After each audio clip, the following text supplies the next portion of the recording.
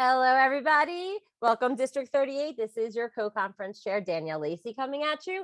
And I am here speaking with past NSA president of the Philadelphia chapter, Stephen Bollar, who also has a TED Talk and is an international speaker. Everybody, please welcome Stand Tall Steve. Hey, there we are. Hey, so glad to be here. I'm excited about this. I'm really excited about this.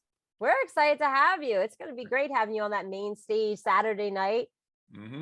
Right There after our lovely dinner, we're going to run into you and then the dance party. That's it. That's what it is. I'm really excited about this. You know, Toastmasters is very well known, not just throughout America, throughout the world. And to develop that relationship with Toastmasters, to get up there, provide some good content, good understanding, good message, it really means a lot. So I appreciate being asked to do this.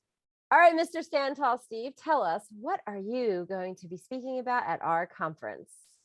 Well, being that my name is Stand Tall Steve, one of the things I'm going to start things off with is I'm going to give you an insight to the world of tall people. Now, I know you've seen us wandering around amongst you, and you probably may have some questions. So I'm going to give some insight to it. Along with that, I'm going to connect that to leadership, how you can be the best leader that you can be, standing tall, being a great leader. Also, how to motivate yourself and get you through tough times in order to be the best that you can be, standing tall through it all. So I'm going to give you some motivation, give you some encouragement, give you some insights. Hopefully we'll laugh a little, give you some good stories, give you some deep dive thinking. Through all those different things, have a great experience with me connecting with you from the stage. That's my goal with everything. You know, my theme is provide value, invite engagement. I want to provide value to everybody there, and then I invite you to engage with me. I'm going to be there after I'm done speaking. I'll be there for the event afterwards. I'll be there on the next day. So I'm really going to be excited about this. So let's get this going. Great. Thank you so much. We look forward to it. Oh. Hey, so let's talk a little bit about you. All right. How did you get to be an international speaker? You're everywhere. I'm watching your Facebook page, and every time I turn around, I'm like, man, this guy is flying literally everywhere. Literally flying everywhere. Yeah. That's Tell us your journey. We want to know. Yeah. So, okay. So to start things, I'm an educator. I started my career actually as an art teacher. I taught art, pre-K to third grade art, little tiny people. And on top of it, I'm a tall guy. I'm a really tall guy. You don't see people that look like me in pre-K to third grade art that often, but that's what I did. And from there, I moved on to be a vice principal, a principal. Most of my career was a building principal, and then I moved on to be an assistant superintendent and superintendent of schools here in New Jersey. Well, especially when I became an administrator, I really got into the art of public speaking. I just found it fascinating. I was that kid growing up that I was a class president. I got in front of the student body to talk. I never got nervous. It didn't bother me. So when I really started to learn a lot about the world of public speaking and what it was all about, I started to think, you know, I want to do some talks. And what do I talk about? Well, being a school educator, an administrator, I knew that my school really ran well. Culture and climate in my building went well, and I knew a good bit about leadership. So that's what I started to talk about. And truthfully, I just talked to other educators about it. Well, more and more people said, hey, can you come and talk to us? Can you come and talk to us? Can you come and talk to us? And it grew and grew and grew. And so over the years, it grew to a point that when I was a superintendent, I was leaving one position, and I was starting to think, you know what? If I'm going to do this, now's the time to do this. If I'm going to step out and try to do speaking full time, I have a little bit of a spot that I can make that happen. So I did. So roughly about 5 years ago, I stepped away from being a superintendent of schools, and I started speaking on culture, climate, leadership development, and idea development. And it has blown up. It's gotten to a great spot. I've spoken in Singapore area. I've spoken throughout the United States, Canada, all on those different things. It's mostly in the education field, but I speak in the corporate and other areas, nonprofits and health areas as well, because it's an area that everybody needs. But you know, that's pretty much my story, how I got to this spot. It's so amazing to talk to all of you that are coming in to speak at the conference, because everybody has gotten to their speaker career in such a different way. Mhm. So I hope everybody, when they're at the conference, because you're staying around, and Rob's staying around, Lisa's staying around, like to mingle with the masses. I hope everybody just talks to them, ask them the questions. How do I get to that point? How do I get to that point? Because you're all going to answer them.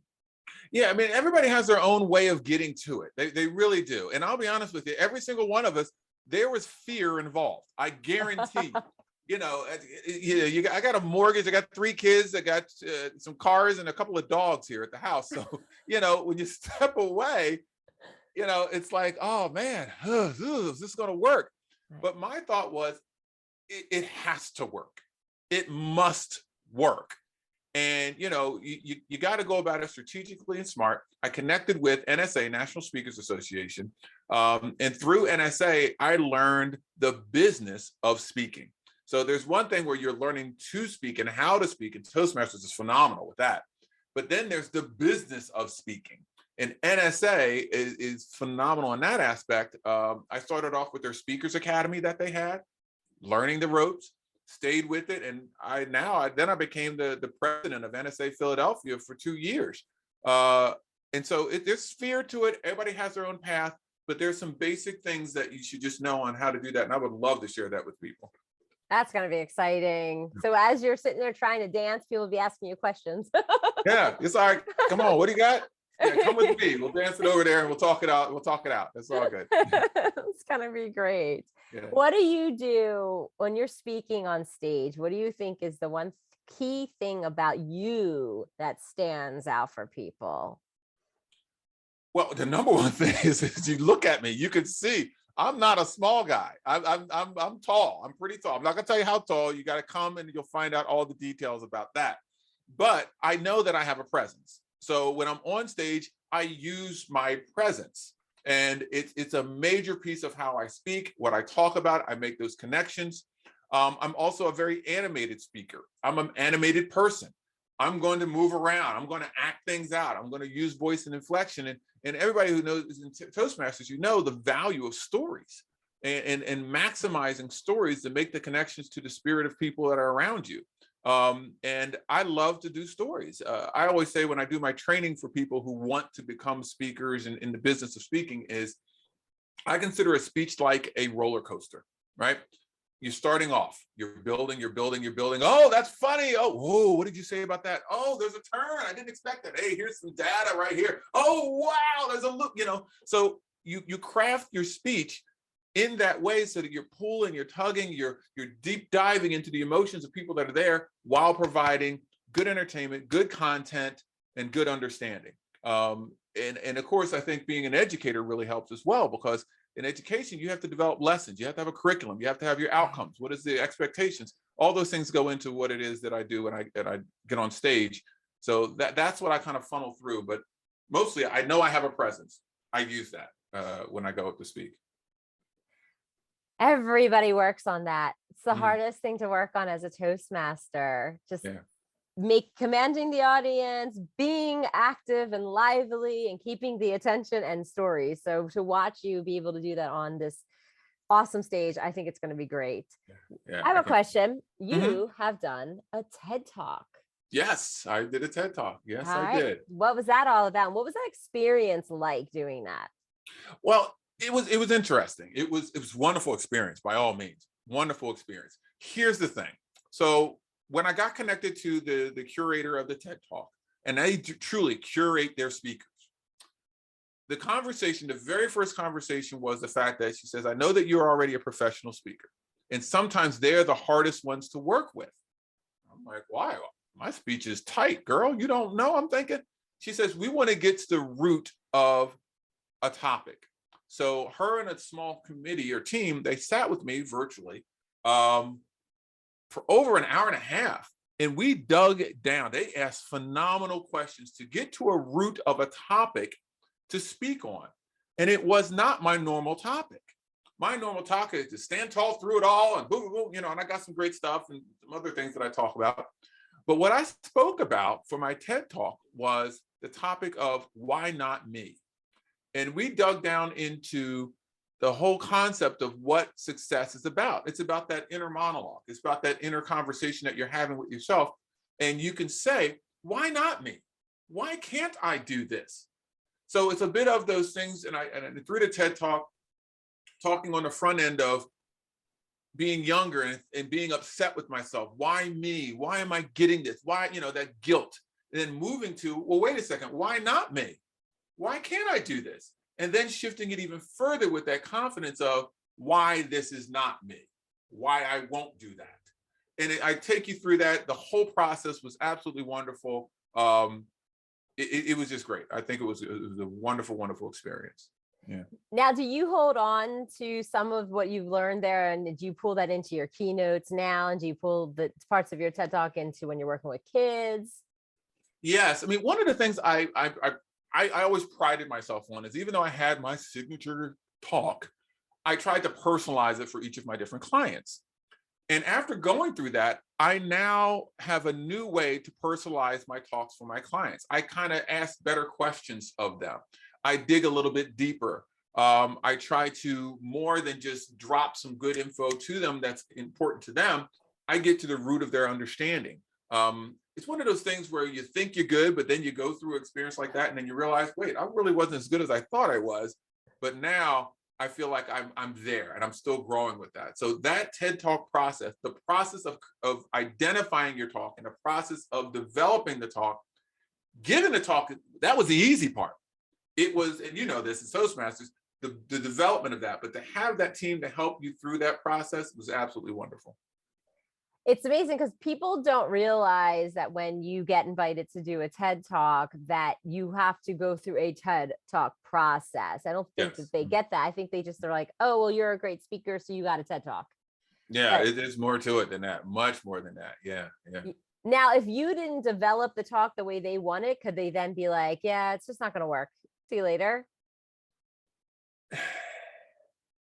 It doesn't work that way. I mean, it really doesn't work that way. It's you both have a commitment that we're going to go through this process together, and they are, and you're partners in it. You are truly partners in it. So it's not a matter of, well, I'm just not going to do it. Well, then you're not going to give a talk. We won't even get that far to get to that. They ask personal questions to see how dedicated you are. I mean, there's no contract. You're not signing a contract saying I'll do this and other, but it's a gentleman or a lady's agreement between them, virtual handshake, if you will, on going through that. Your integrity, your character is at play here. So yeah, it just that's kind of like how it goes. It's giving the talk is great, but the process is really life-changing. It really is. That's amazing. That's everyone's goal. Someday.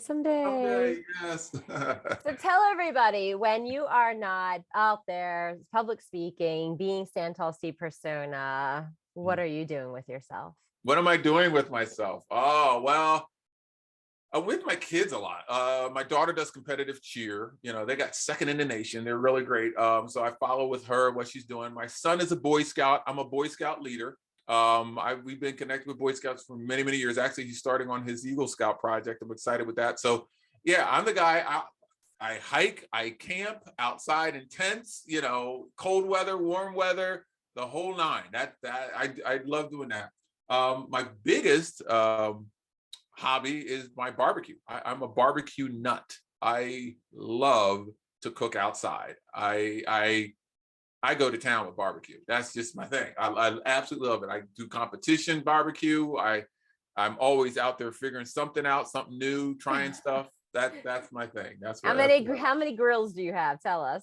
I know I have 12 grills. Oh 12 in my backyard. I have 12 grills. Yeah, oh, we should have had a contest to guess how many grills does Stand Tall Steve have. 12 grills. Yeah, that's it. I'm proud of every one of them. It gives me variety outside. I try different things on different ones. I know how they work, and you know, and all that stuff. That's my hobby. It's interesting. Speaking started off as a hobby. It was I was a building principal, building superintendent, or a district superintendent, and truly speaking was a fun hobby that I happened to get paid for a little bit, and it grew and grew and grew, and it turned into something more.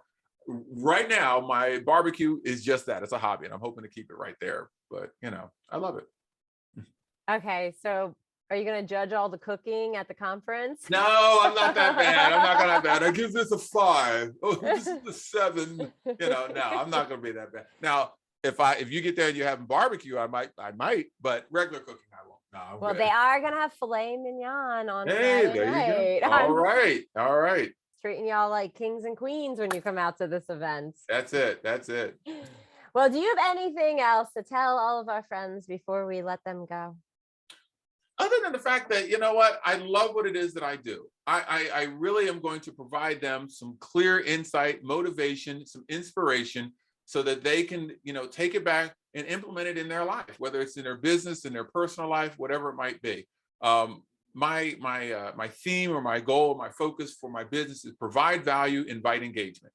Provide value, invite engagement. So I want to be able to provide you some value, whether it be encouragement, whether it be empowerment, whatever it might be, through my talk, and then invite engagement. I'm going to invite you to connect with me. Don't be shy. Come, say hi, talk. Let's invite engagement. Let's see how we can connect and be better together, because I love people. I do. I love people. I love being around people. So I'm just so happy that you guys decided to choose me to be able to be a part of this. And as a former president of NSA Philadelphia, I can bring a very, very nice perspective, and we're going to have a great time. Thank you so much for being here today, and we look forward to seeing you on Saturday of the conference. There you go. It's going to be great. Thank you. Thank you.